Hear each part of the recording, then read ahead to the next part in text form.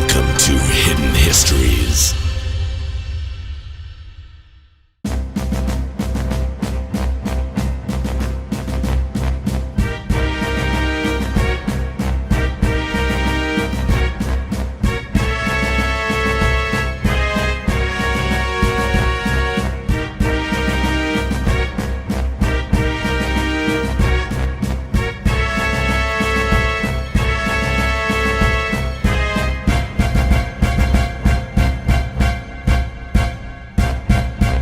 The year was 1964. The conflict in the Vietnam jungle was heating up. The Beatles held the top 5 spots on the American pop charts. The animated cartoon Magilla Gorilla debuted to instant success, and Disneyland was the king of the theme park. George Lucas had been living as Walt Disney's pet monkey Jerry for the past 14 years. Disney had just forced Lucas to strike a match and light the funeral pyre of his longtime companion and monkey mentor, the orangutan Yoda, who had died, unlike the real Jerry the monkey, of natural causes. In the midst of this mournful moment, it had just been revealed to Lucas that Disney, his adopted father, had been the phantom menace behind the unspeakable tragedy of his early childhood. And my daddy just told me that he had started the fire that had killed my parents. I looked back down at the matchbook in my tiny paw, and then back into Daddy's eyes, and he said, "Your eyes can deceive you. Don't trust them." The matchbook was from the very motel we had lived in, and where they had perished. It took all of my courage to speak, but I muttered a sentence muffled by my monkey mask. "But Mama and Papa." Daddy again looked at me with his eyes simultaneously kind and cruel, and said simply, "No, I am your father." George played the role of Jerry the monkey for 9 more years, forbidden from speaking in the presence of others, while grappling with the knowledge that his daddy had murdered his biological parents. On October 5th, 1973, Walt Disney passed away. According to the death certificate, he had failed to smoke cigarettes after each meal, but was otherwise as fit as a gorilla. Still cruel, even in death, Walt left nothing to George in his will except his cryogenically preserved head, with the eyes frozen open to, quote, keep an eye on him, and give George something to think about should he ever decide to spank the monkey. In December of 1973, with Walt's frozen head out of sight in his freezer, George finally worked up the courage. He stepped out of the tiny monkey suit that he had been forced into as a child. He found that he was a full-grown man with a full-grown beard, and unsurprisingly, his hair had already begun to prematurely gray at age 32, quickly earning him the nickname the Silverback from his therapist. Finally able to use the full force of his voice, George found a new hope and decided to start a band. He put an ad in the paper looking for musicians who had also been forced to live as monkeys. He received only one reply from a man named Peter Tork, a drummer, whose own experience of living as a primate had perhaps been even more terrifying than George's. E6B. The Monkees were formed. The band met with moderate success. They had a minor hit, I Keep Forgetting Every Tiny Tear, and the duo went on to tour, opening up for the Flapjacks. I keep forgetting that you're not my real dad. I keep forgetting that I am not a real monkey. I keep forgetting things weren't always this bad. I keep forgetting every tiny tear just dries up inside my mask. Do I need a beer? You know you don't have to ask. How will I know when we're having fun that you think of me like a legitimate son? Tell me how come I keep forgetting that you're not my real dad. I keep forgetting. On an off day, George decided to attend a matinee of the 1974 remake of King Kong. The film would be the missing link in George's creative consciousness. From the opening frame, George was engulfed with emotions he had never felt. The story of a misunderstood man in a monkey suit moved him to his core. He hadn't expected a science fiction film to resonate with him and reflect his life story so poignantly. As the audience filtered out and the credits began to roll, he found himself alone in the theater, weeping. Through his bleary eyes, he looked up at the screen, and he was amazed to see the name of his old pen pal. Marty had directed this moving masterpiece. Later that night, still weeping in his hotel room, Lucas wrote a letter to his old pal. Dear Martin Scorsese, you may only remember me as Jerry, Walt Disney's monkey. We were pen pals in the late 50s, you and I. Now, prepare yourself for a mild shock. I am not, in fact, a monkey. I am a full-grown man. Walt Disney, who most consider a national treasure, was my father, and he was a murderer and a horrible monster who forced me to live in a monkey suit. Anyway, I am writing to tell you I was incredibly moved by your cinematic masterpiece, King Kong. My dream is to turn my life story into a movie like yours. Your friend, then and now, George Jerry Lucas. The next morning, Lucas issued a press release that the monkeys were no more. He told Peter Tork, I am going to make the most important film of all time, about my life. I do have a small part for you, a part that you will love. You will be a natural.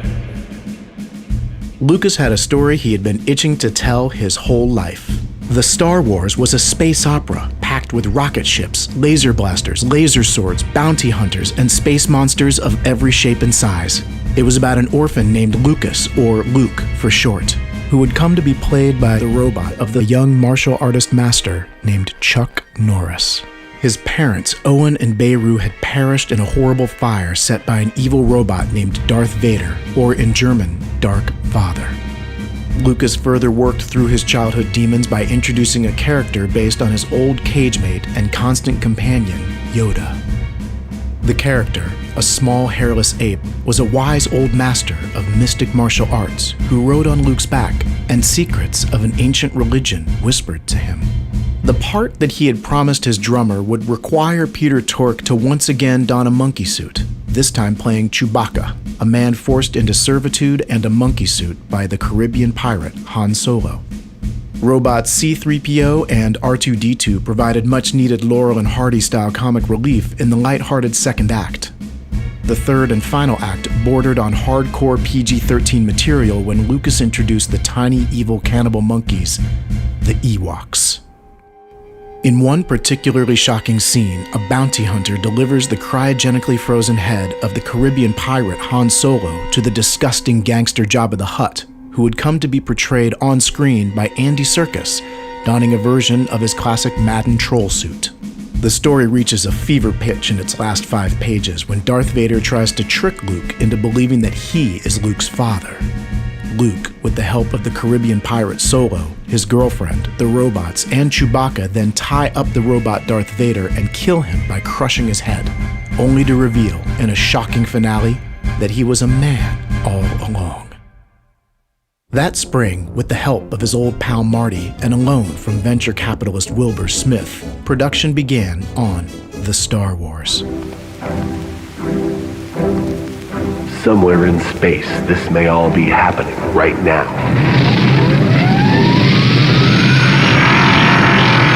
Executive producer Willard Smith and George Lucas, the man who grew up as Walt Disney's pet monkey, bring you an adventure unlike anything on your planet. The Star Wars.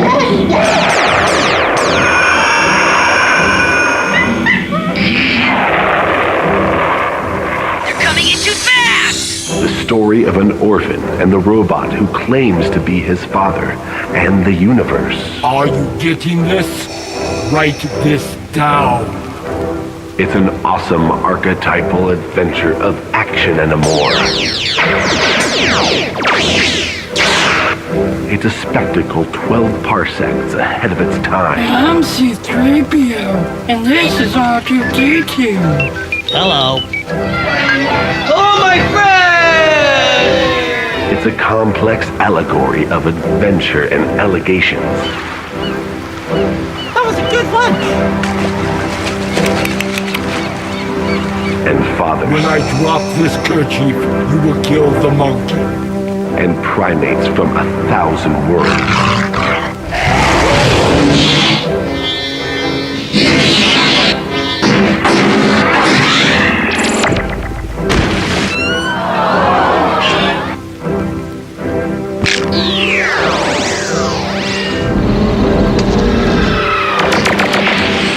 The Star Wars.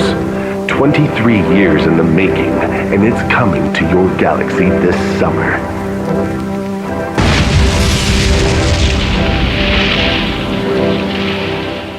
Shooting began on October 5th, 1975, on a soundstage in Hollywood, California.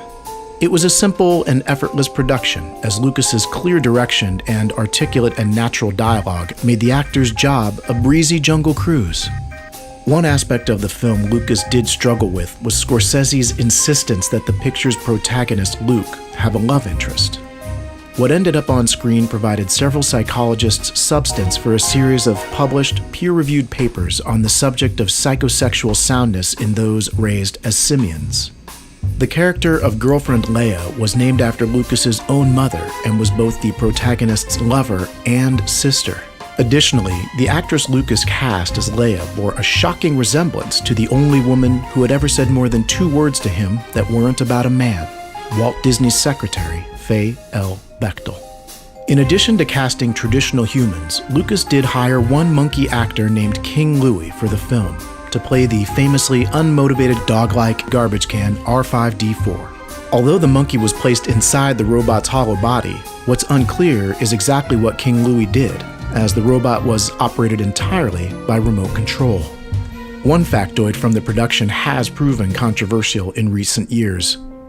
Lucas adopted 300 orphans from the former British Empire to play the roles of the cruel and nasty Ewok monkeys, and then, upon wrapping the shoot, immediately placed them back up for adoption. 10 years later, in 1987, Warlock Davidson, who played one of the Ewoks, a devious hat thief named Wicket, said in an interview with People magazine, "One day, I was complaining about how odd it was in my Ewok costume and how we didn't get any bathroom breaks when Daddy, for 3 weeks he was my daddy, you know, me and about 299 other blokes. Daddy says, 'You think that's bad? I wore a monkey suit for 23 years.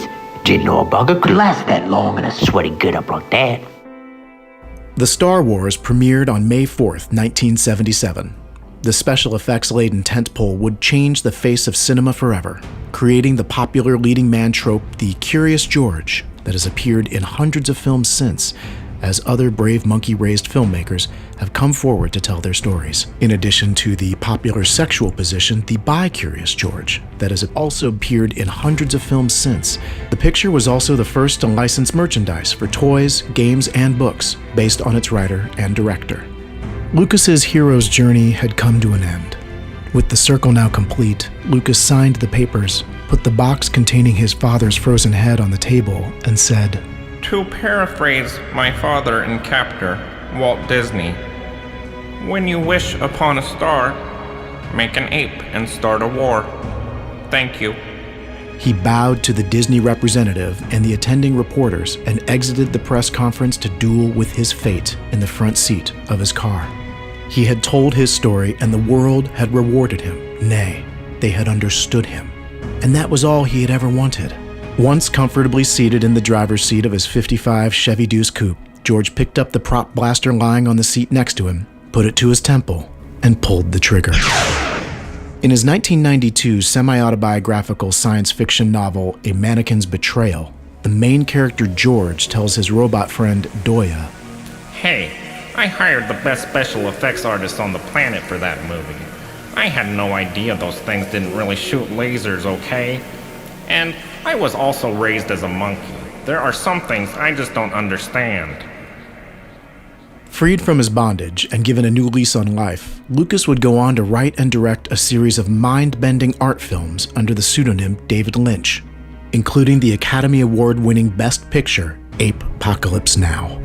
In 1985, Lucas and Torque both donned their monkey suits once again for the first Disney The Star Wars production, The Star Wars Christmas Special, for ABC television. It is consistently one of the highest-rated Christmas specials each year. Lucas is now retired and living comfortably in his Skywalker Sanctuary in Northern California. The Walt Disney Company took the Star Wars to new levels of success by turning it into a series of amazing and universally adored animated films.